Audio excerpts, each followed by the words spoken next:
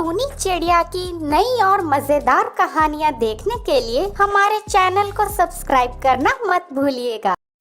सुंदरवन नाम के जंगल में टूनी चिड़िया अपनी बेटी के साथ रहती थी।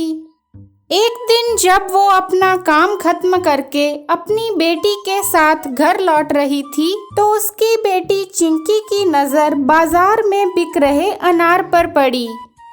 माँ वो देखो, कालू अंकल की दुकान पर कितने सुंदर रसीले अनार बिक रहे हैं। मुझे अनार दाना खाने का बहुत मन हो रहा है। अनार खरीद कर दो ना माँ, हम घर जाकर खाएंगे।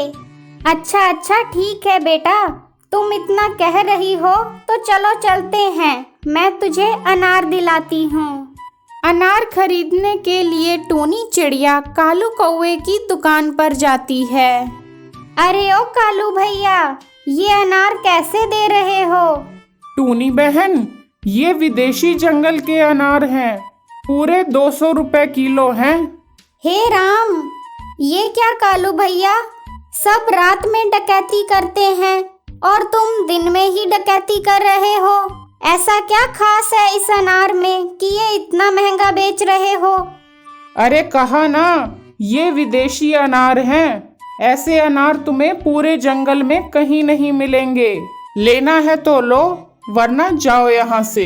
अरे कालू भैया, नाराज क्यों होते हो? ये लो 10 रुपए और मुझे एक अनार दे दो। अनार लेकर अपनी बेटी चिंकी के साथ टूनी चिड़िया घर आ जाती है। चिंकी बड़े चाव से वह अनार खाने लगती है। माँ, इस अनार के बीज को हम फेंकेंगे नहीं। अपने घर के आगे जो खाली जमीन है ना, वहाँ बो देते हैं। कुछ समय बाद जब हमारे पेड़ों पर अनार आएंगे तो हम जितने चाहें उतने अनार खा सकेंगे और बाजार में बेचकर पैसे भी कमाएंगे।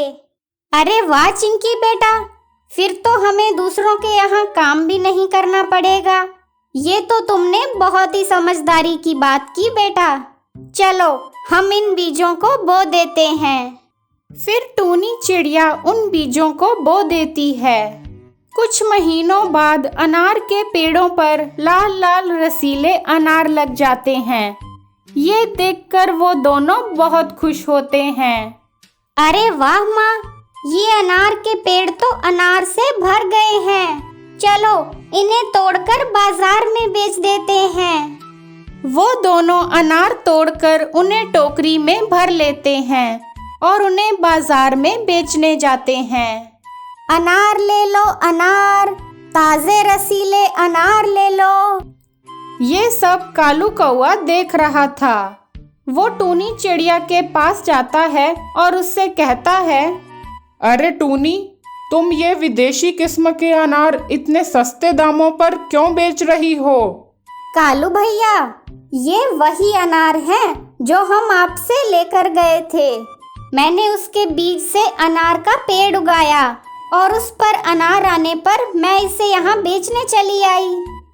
कालू कौवे को टूनी की बिक्री देखकर बहुत जलन होने लगती है। सभी लोग उसके महंगे अनार छोड़कर टूनी से सस्ते दाम में अनार खरीद रहे थे। इस तरह तो मेरा धंधा ही बंद हो जाएगा। अब मुझे कुछ ना कुछ तो करना ही पड़ेगा। उसी रात को कालू कौवा चुपके से टूनी के बगीचे में जहरीला केमिकल छिड़कने जाता है, लेकिन वहाँ टूनी को खेत की रखवाली करता देख वो वहाँ से उल्टे पांव वापस आ जाता है। अगले दिन जब कालू अपने खेत में पहुँचता है तो उसके पैरों तले जमीन खिसक जाती है। हे भगवान, ये क्या हुआ? मैं किसी और का बुरा करने चला था, लेकिन मेरे साथ ही बुरा हो गया। दरअसल कालू कौवा जो केमिकल टूनी के खेत में डालने को लाया था, वो गलती से उसकी पत्नी सुंदरी ने कीटनाशक समझकर अपने ही खेत में डाल दिया।